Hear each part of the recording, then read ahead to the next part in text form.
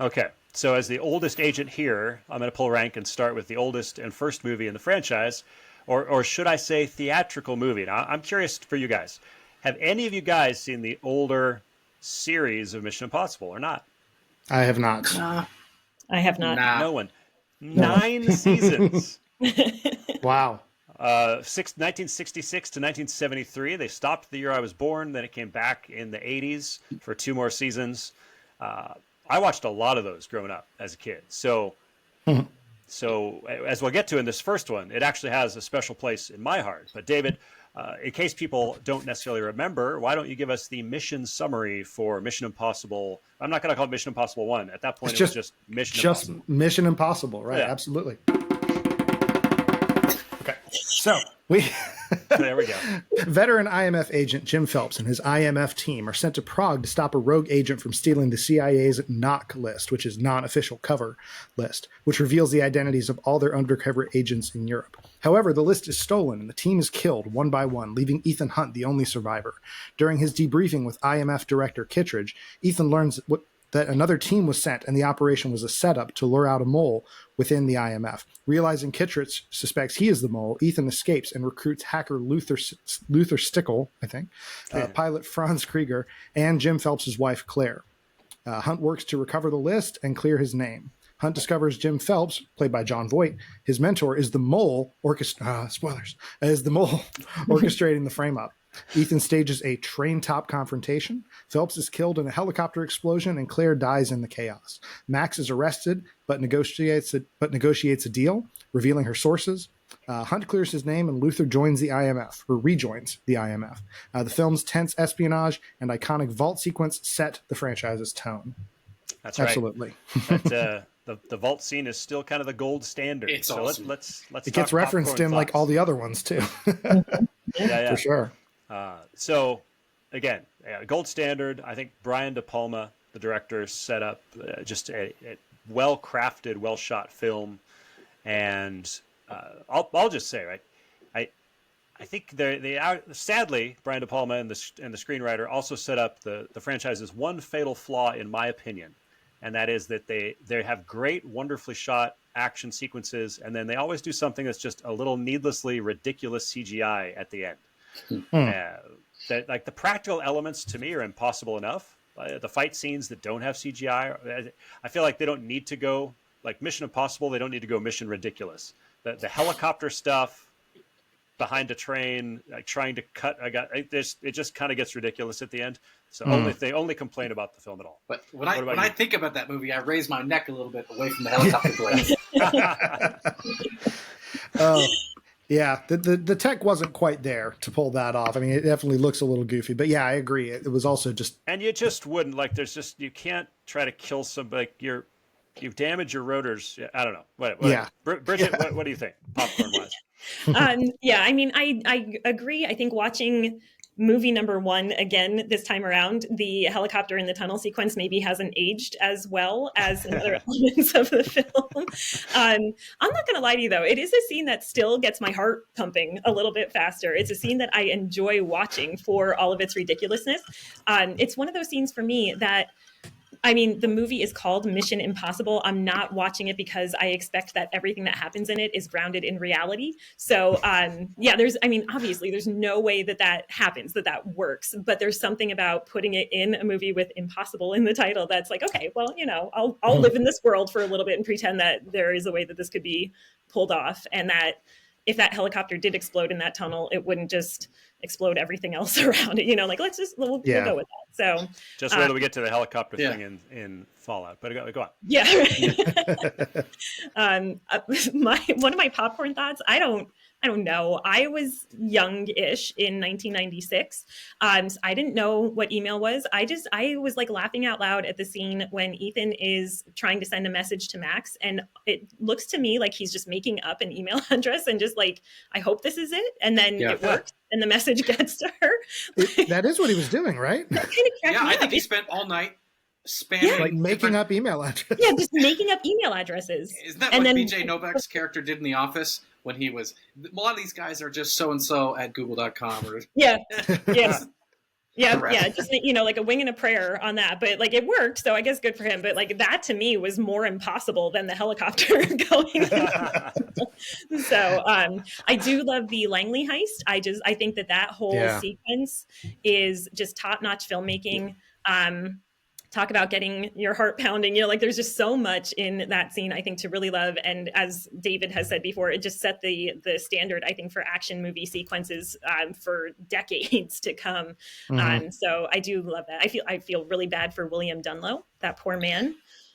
Yeah. He didn't even know he was in a fight, and then he lost that fight Lost and it. gets sent to Alaska. So, Exactly. but yeah.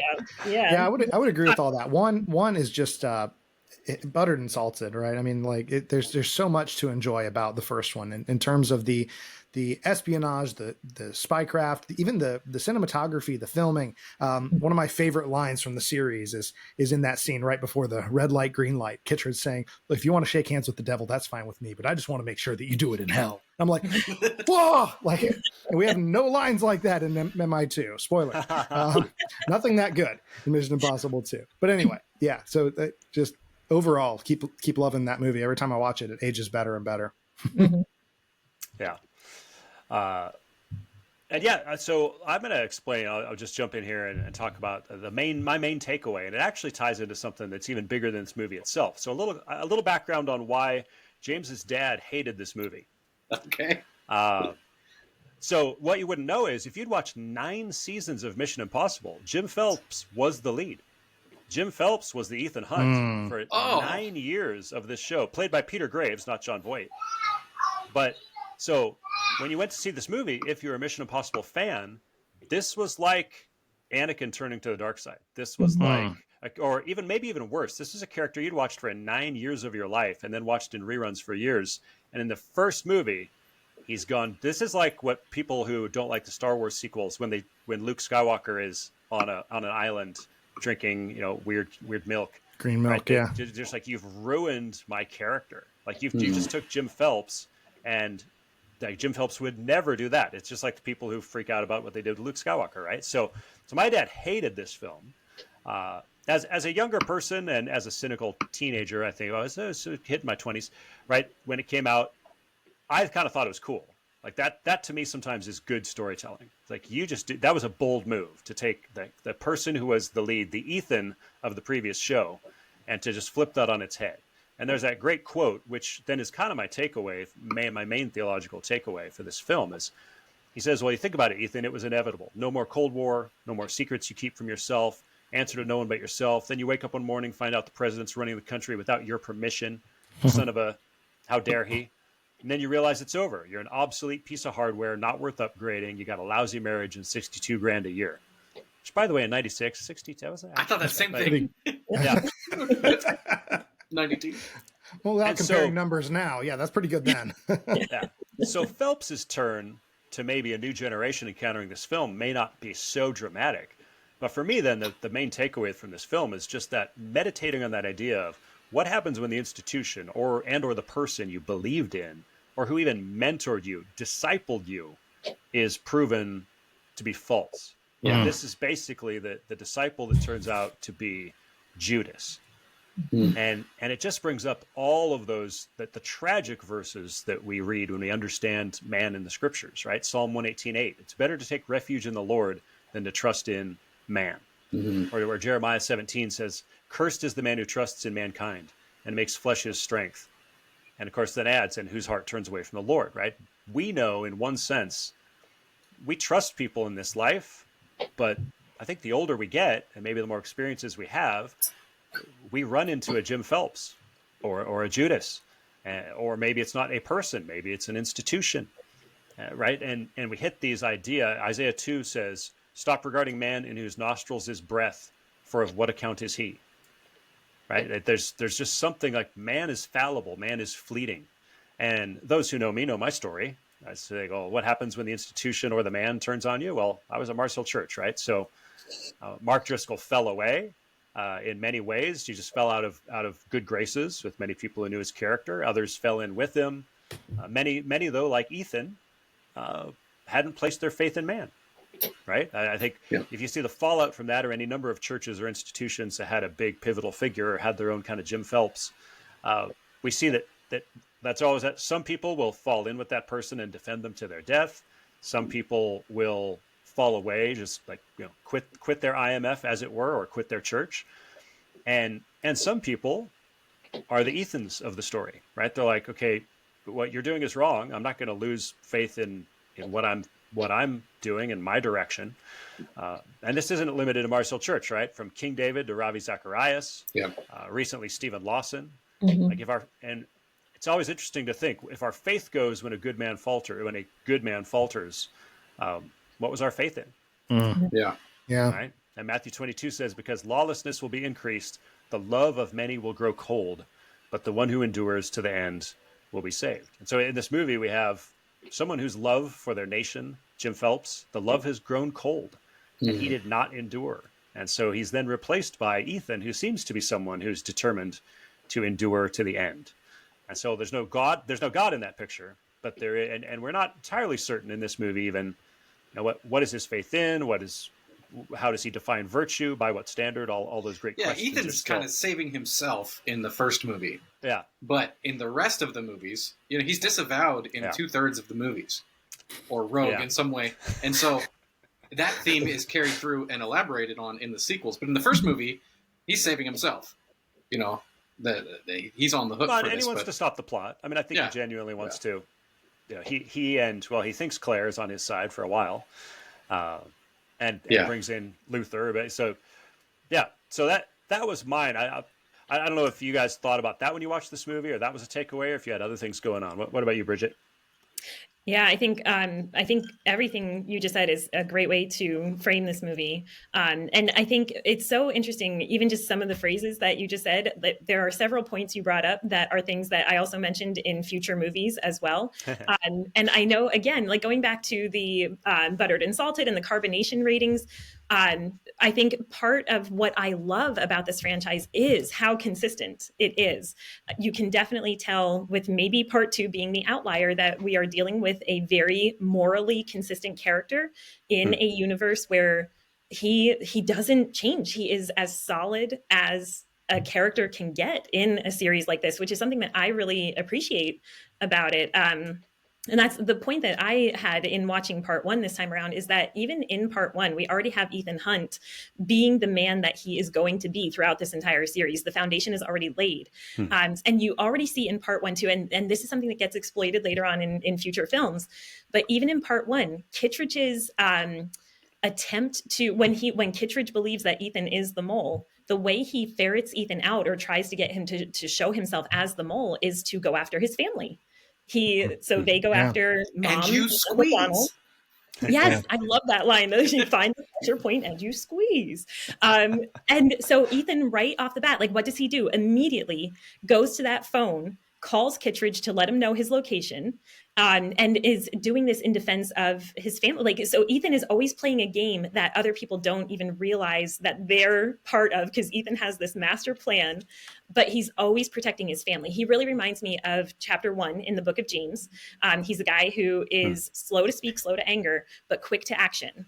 And that is something that I admire about him as well. I love that he jumps right in. He doesn't always have the plan fully formed, but he knows what is the right thing to do. And he goes right into doing it. Nothing stops him from, especially when it comes to protecting people that he loves. Yeah, and with the right thing to do, the interesting thing for this movie, on this viewing, I watched Mission Impossible 1 a bunch when I was a kid. And so I didn't really realize that Claire was like offering herself to him right before the final train scene.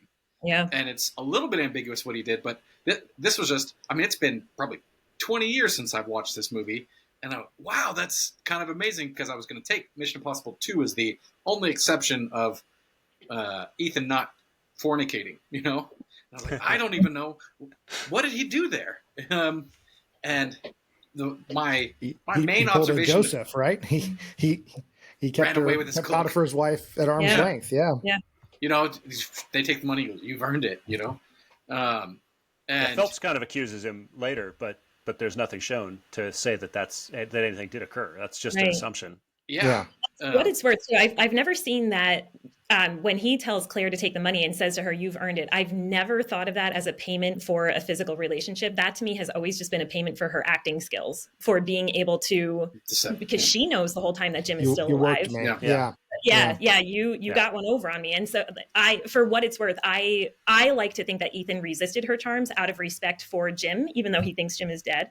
And out of respect for the mission too. Like except for part 2, we always see him prioritize the right things. And if we're keeping within the moral consistency of this character, I think that he did not give in to that particular temptation. But that might just be That's what I prefer. That's what I wish would happen. Yeah.